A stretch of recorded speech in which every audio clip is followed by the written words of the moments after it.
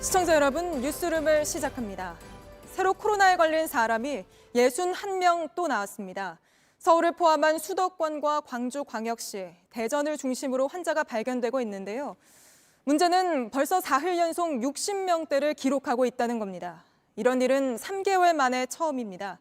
이태원 클럽을 중심으로 집단 감염이 잇따를 때도 이런 적은 없었습니다.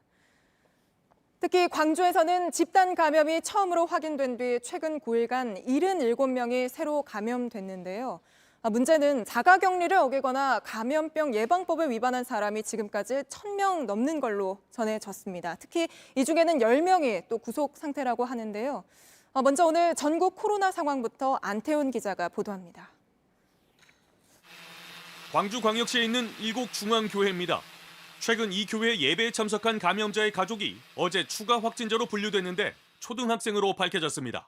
광주에서 초등학생이 감염된 건 이번이 처음입니다.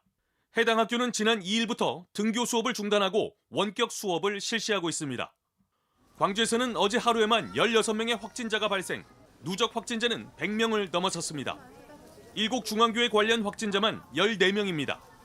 앞서 광주광역시는 지난 1일부터 사회적 거리 두기를 2단계로 격상했습니다. 서울과 경기도 성남에서도 초등학생이 확진 판정을 받아 학부모들의 걱정이 커지고 있습니다. 대전에서 발생한 집단 감염의 여파도 계속됐습니다. 오늘 낮 12시를 기준으로 대전 더 좋은 의원과 관련한 확진자가 3명 추가돼 모두 9명으로 늘었습니다. 이런 가운데 코로나19 하루 신규 확진자 수는 최근 5일 연속 50명을 넘었습니다. 전국적으로 확산된다면 과거 대구 경북에서보다 훨씬 심각한 상황으로 전개될 가능성도 배제할 수 없습니다. 한편 오늘 0시 기준 해외 유입 신규 확진자 18명은 주로 카자흐스탄과 미주 지역에서 유입된 것으로 파악됐습니다.